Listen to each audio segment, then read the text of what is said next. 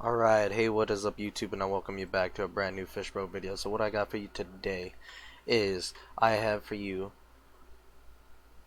my review of the private server Lordaeron from the website Warmane. This video is a review video to see if you should play on this server, gazing it in from the eyes of a player who's been playing on the server for 3 years and the other Warmane servers. So let me just show you a little bit about me. I'm 6.7k gear score. I've got the Onyxia mount. I've got some rare items. Got the tabard of the Lightbringer. I've got Shadowmourne. So I've been through the ringer a little bit. I've paid my fair share. So this is me. Now I'm gonna talk to you a little bit about the server. So, to begin, if you take great pride in knowing that you're capable of performing at an elite level or higher, then you may consider this server. I might make sure my mic is going and that the recording is going properly. Okay. Yep. Yeah, if you take pride in knowing that you're a great player, you're able to perform at an elite level. If you may consider this server, but if you enjoy the casual ×1 experience rate server, and that's all, this is a solid server for that. However, it's not the only available server. There are ×1 experience rates if you want a slower leveling process on the Ice Crown server and the Frostmourne server. Warmane's other Wrath of the Lich King servers that are available, they are at default they are set at the ×7 experience rate. However, you could just right click your experience bar, as I'll show you right now. You can check on your experience bar. I can't do it here because I'm level 80, but you can right click it and change your experience rate from anywhere between like half of the experience rate that you normally would get to ×7. So it's very like liberal on the experience side, and it's like how fast you want to level up. Then also, what's specific about Lordaeron personally that you should know, the dungeons are buffed. So all the bosses and dungeons have 1.5 times more health and damage, meaning they take significantly longer to grind through. That's also the mobs themselves, the enemies, they have a bit more health and armor and all that. Like, their stats are higher, so it's not as easy to just walk right through it. The auction house, the market on this server, it's really bad.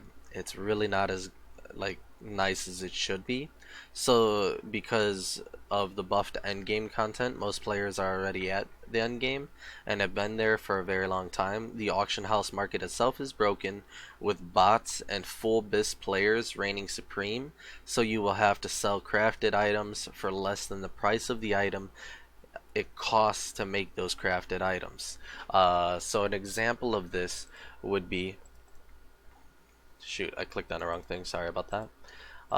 Let's say you have alchemy, or not alchemy, black leatherworking.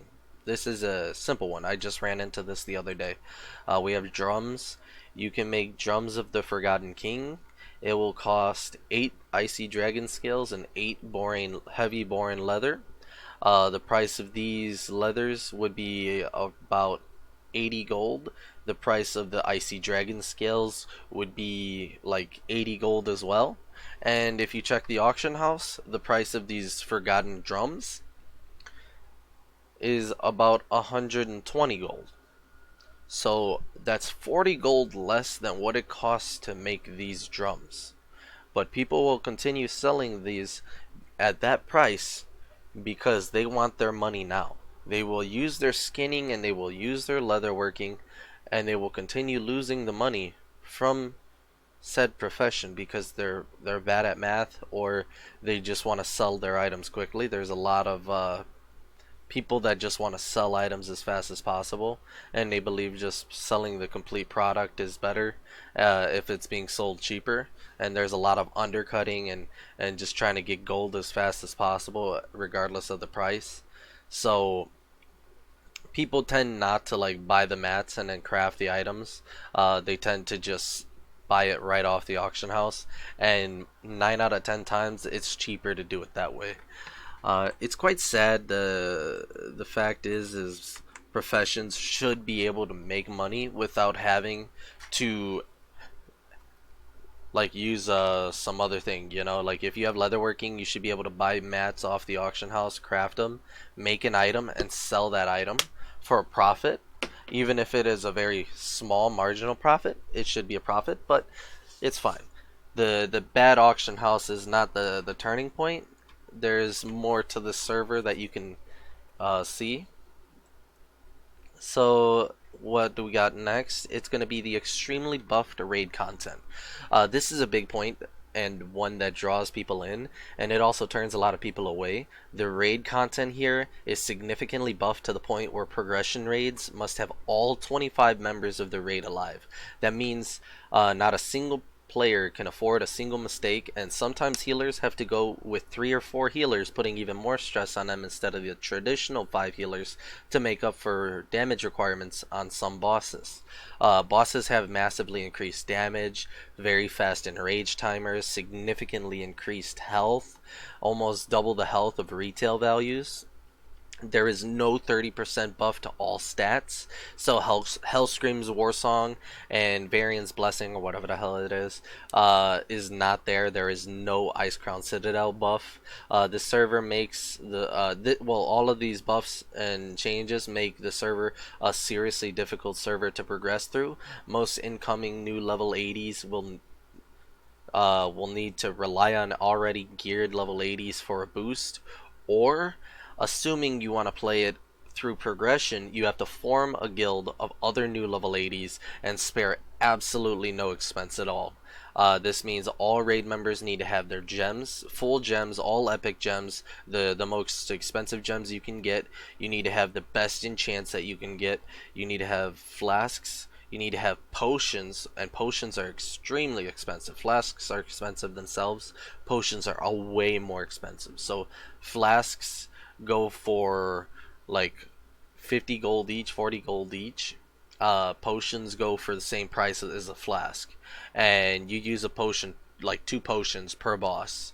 Then you also need perfect tactics and positioning, and perfect rotation, along with a proper raid calls from the raid leader, and full tier sets, meaning tier 9 for Wrath of the Lich King ICC. You need full tier 9 with purchasable bind on equips, only available through crafting or boss drops. Again, you're relying on boosts from other guilds that sell boss only bind on equips. And a perfect raid composition. You need your boomkin, you need your demo lock, you need your range DPSs. You need a bunch of mages so you can get min max damage on the range DPS. You need a bunch of warriors. You need the one warrior for the commanding shout buff with the unholy DK for the AoE buff. You need blood DK for the icy chain or talons buff. You need 2 holy paladins, a resto shaman, a disco priest, and then 1 raid healer. You might need oh yeah, you definitely need 2 or 3 retry paladins. There are some custom tactics made specifically for Warmane that are actually better than the original retail tactics, because his buff, the buff to the bosses is so significant that new tactics had to be made. So most players in retail healed through Sarfang and Deathbringer Sarfang, and they would buff, or they would not buff. They healed through Deathbringer Sarfang. They would pop Bloodlust at 30%, where the boss would deal significantly higher damage, and they would not worry about the marks that he uses. So he would get like blood marks. He would end up sending one on another player, and that made the next one come out faster, and the next one, and every mark does more and more damage, so it exponentially becomes more and more difficult to heal. So the change in the tactics on this server would be that the paladins would use divine intervention on whoever Sarfang is targeting for the mark, and they would get rid of the mark entirely. So now you have to rely on a few specific players, and this happens in many instances in all the raids, like all the raids that you do. So having to rely on a single player that might not be you is another thing you may have to do. Team building is a big exercise. And then we also have another point to address. There are pretty much no pugs. Successful pugs that kill the Lich King are non-existent on this server. On Warmane Lordaeron, there are no pugs that successfully kill the Lich King. You will end up finding people who are all part of the top tier guilds. There are pugs, quote unquote pugs. They're not actual pugs. They are groups of people from the top guilds uh, who take like 8 people from this guild with Shadowmourne on everybody, and then 6 people with Valinir from this guild, and the best players from this guild, and like 5 players from this guild, and we mash them all together and we call it a pug. Player ungilded runs. But the majority of pug runs on the server don't even get through Sarfang.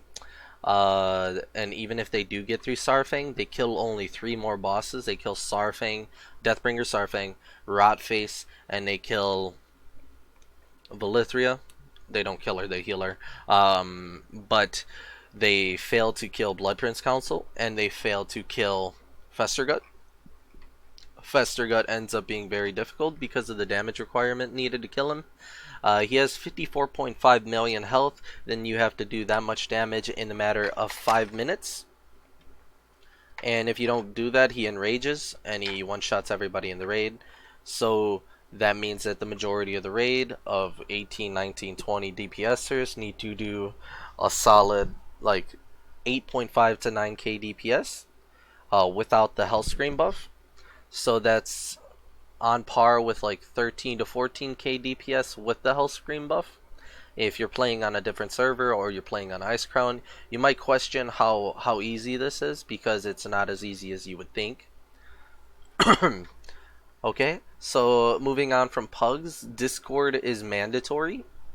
For the majority of raiding guilds on the server, Discord is a mandatory application you have to have if you want to raid in a successful raiding guild. It's a communications device. It's an application that you can download on your computer or your phone.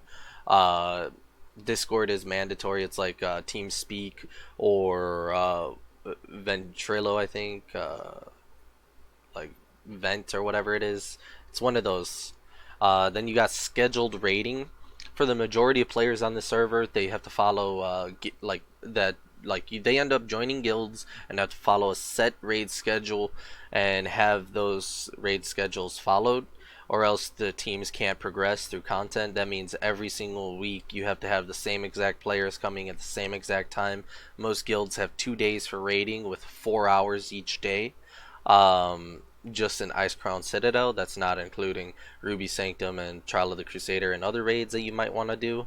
And that's for decent progression. Assuming that not every single player has gotten through all the content and hasn't done 12 out of 12 heroic Lich King for the last 10 years, and that not every player has been at this for the last 10 years and is a professional. The progression is slow. So the progression of the server is slow, meaning oftentimes a new week may or may not yield any new bosses or heroic bosses in your progression. It's a very slow dungeon crawler like pace that you'll see. But yeah, if you prefer a slower raid progression, the items won't be coming in as super fast. Everything you get is going to be earned, and it's going to be difficult. Some people do get lucky. They slash roll in some guild runs and pick up like the best items, and then they leave that guild and join another guild, and those guys eventually who keep using the slash roll system, keep getting people who get lucky and then taking their items and leaving, will get upset with that. But there's a lot of luck involved when it comes to some loot. So yeah, people still get lucky here, just not as often. Most of the players with high gear have earned it, or they figured some things out and they have an idea. Now I'm gonna move on to the community. I myself believe that the community is very toxic, and that's not just coming from the "you're fish bro, so everyone hates you" side of the server. I've hidden myself from my alias fish bro through many different characters I don't claim to be fish bro from. I've got to straight up be honest and acknowledge that the server is full of selfish, rude, and overall mean players. outside of the fact that I've had a lot of players straight up hunt me down because I'm Fish Bro, I have other accounts that I play on that are not Fish Bro associated that I try to see if I can find friends with. And there's some good players and good people in other guilds and whatnot. I don't speak with players there as they'll pick up on my voice. So I try my best not really to talk too much. And it's just I gotta be honest. It's the server is full of selfish, rude, and overall mean players. There's some not so toxic and a lot nicer communities that I have to give shout outs to. But yeah, it'd be like that. Most communities are simply guilds. There's the French guild Omega.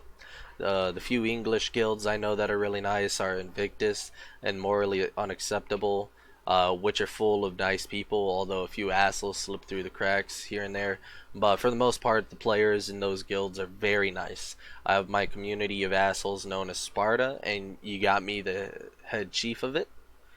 So I'm not immune to being an asshole. My boys aren't immune to being assholes, but we celebrate through camaraderie of assholeship. And then there are a few other communities of really nice people, especially like leveling guilds, like uh, Upwardly Mobile and Icecrown Citadel Raiders. That's where I got the nice people at in Sparta. So that's our leveling guild where we have less assholes and more nice people. However, for my own personal statement, moving on to a personal statement about the server, uh, it really comes down to max level. Leveling up is fine. More difficult dungeons is really annoying, but when it comes to max level, the server turns into a shit show. Level 80 content is disgusting. The dungeons take forever with extremely difficult dungeon content. Quote unquote, extremely difficult, but it's actually on par with washing your hands 100 times over and over. The difficulty there isn't that it's hard, it's just that it's a really annoying trivial task. You only need to wash your hands a few times, but because the bosses have a ton more health, you get that shit on your hands over and over, and you gotta wash it till they dry out. Then the raids, they suck. You can really only raid during European times, and that's the time that English speakers play. So you'll be able to play Lordaeron successfully between 6 CST to 17 CST, which is around 6 a.m. Chicago time to 5 p.m. Chicago time. So overall, the server is not a bad server, but it's a European server, and the majority of the North American base is all Hispanic. Uh, the server was pretty nice to play on when I was able to actively play during European times with no problem. I would wake up early and be able to play all day and then like do some other stuff during the evening. But overall, like even playing during the European times, it was not as enjoyable as other experiences. It's very elitist. It's very quote unquote hardcore. It's very annoying. I pugged my way to 6K gear score. I was working during that time and I was not able to follow a set raid schedule, and it sucked. It really did suck trying to find pugs and lead players, and everybody would call you a ninja and a thief for leading a group of players, and they just don't know. They don't even know English half the time. You would have players in Spanish be like this guy's a ninja. He stole my item, and it's a mage wondering why he didn't get the plate item or the two-handed axe that he rolled on and he got 100 on, and you're just like, buddy, you can't even wear this. I'm not giving it to you. You have a lot of players who roll need on items and then they take those items and they just disenchant it right in front of you and say, haha, very funny, you don't deserve this, you're an asshole, and you're just like, what's going on with this guy? So it's a very, very toxic server when it comes to many of the communities. The good communities, like the ones I spoke of earlier, they keep to themselves. They don't go into the global chat. They don't spam stupid shit like half the players that you see in the global chat. Um, they don't go out of their way to like bother other people or other guilds. They just chill and stick to themselves, and they recruit people when they find new people that they like. And honestly, those good communities are the only thing keeping the server alive. And I got a feeling that they're dying out. They really are. The elite communities as well suck the life out of many other guilds that I've seen. I've seen many guilds that were holding the server together just straight up die out because you had the elite communities sucking the life out of them. The elite guilds would be hunting down players from the weak and pathetic guilds, if you want to call them that, and they would just take like the best players from those guilds, leaving them with the trash from what the elites would call them, and then eventually you just had like these people that were just so fed up and tired of having all their members leave them, and they just leave the server completely. And I've seen hundreds of people leave the server completely. There's thousands in my discords that I have, that like my discord communities that have quit the server because they don't enjoy having to continue doing the same bosses over and over and over to gear up new people that are just gonna leave them. And the idea of the loyal players will stick together is really annoying, because on this server you have to wait weeks and months to be able to progress new bosses. You can't just progress the next boss with like skill and the basic items that are available. You actually have to wait month in and month out to get new items and better items for everybody in the guild, not just yourself, so everybody can pull the required damage. Because the jump from, like, let's say the jump from the first boss is only 130,000 damage raid DPS, but the jump to the next boss, like four bosses later, that's a damage check is like 160,000. And the problem here is like you have to have every single player alive.